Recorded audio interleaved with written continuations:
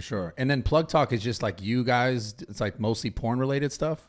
It is porn. It's actually porn. You know, we do like a 30-minute interview with a porn star, and then we have sex at the end. That's lit. Yeah, because I had me on here, and when I started saying that I was gonna have her on here, I got so many messages being like, "You're not Adam22." Like, I was like, "What are you talking about?" That's sick though. Yeah, that's dope. Well, we kind of just like merged our two. I was just like, "Yo, I just want to do an interview." Like, I'm not trying to be. There was this company, like you know, Vitali. Of course. Vitali does his site, and it's like a lot of boobs and stuff. Yeah, Vitali on some just like boob pranks, basically. We had a company hitting us up wanting us to do something similar, and then we just started talking about it, going back and forth, and we like they didn't want us to do sex. Yeah. They thought like, oh yeah, you should just like do podcasts where the girls dump their boobs out or whatever. And as which we is kind of what you do on the Patreon. So, but wait, we do that on the Patreon. But wait, on the I don't. So you're talking, and then you can't have sex on a podcast. No, we do. You can, like, and we do. We take our mics off. Okay. And we move to a boom mic and we fuck on the couch. Whoa. Okay. So, but like, okay. So is that section is only on Patreon? Maybe. Yeah. So the regular it's on OnlyFans. Right. Okay. You cannot fuck on Patreon. Patreon has stricter rules, but so you watch that full interview, and we put a big chunk of the interview on YouTube, and we cut it up for TikTok and Instagram and everything. Okay. But then we do the interview, and then you have to head to OnlyFans if you want to see the sex part. Wow. Yeah. That's fucking genius. We really have to explain it to people. It's crazy. I'm like, well, no, it's genius. On the podcast. I mean, it's like you guys. This is the crazy thing, right? Like there's porn as we all know it back in the day, like magazines and then porn, and you know, with the big studios, it took the most of everyone's money, and then there's like porn now, and I would say like really, you guys are probably the pioneers of like new age porn.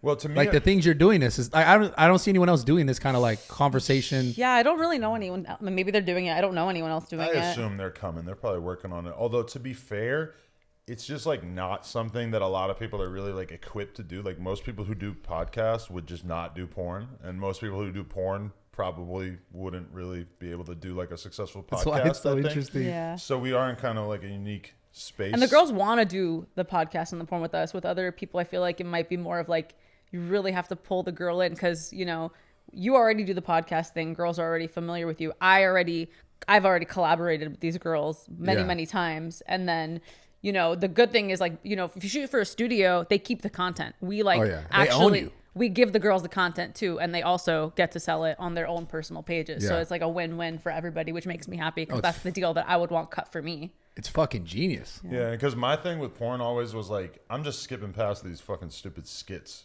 Every time, you know, like no one watches the dumb skits. I don't care. I'm never gonna watch. I think Sylvie would just watch it just for that, jerk it off just for that. People tell me that. People are like, "You don't watch the skits." Like, I watch every They make skit. a full movie. Like he comes before the actual scene. I'm like, how do you have time for that? Like, when I'm flipping through Pornhub, like I'm never watching more than like 5 or 10 seconds in a row. I'm skip. Yeah, that's so true though. Yeah, I stopped watching porn completely. Really? For like the last 7 months.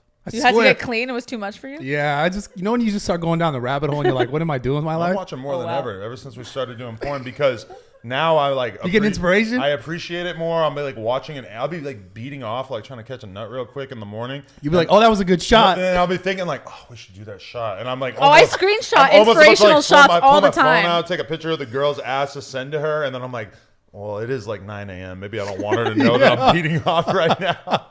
I always know when you're beating off. It's crazy. It's crazy though. Like you still beat off, but you have so much sex. Yeah, well, it's like training. Like I have to beat off like stamina training. I get that. I can relate to that. People don't get it that like it'll be Tuesday and I'll have a Plug Talk episode at noon and at 2 p.m.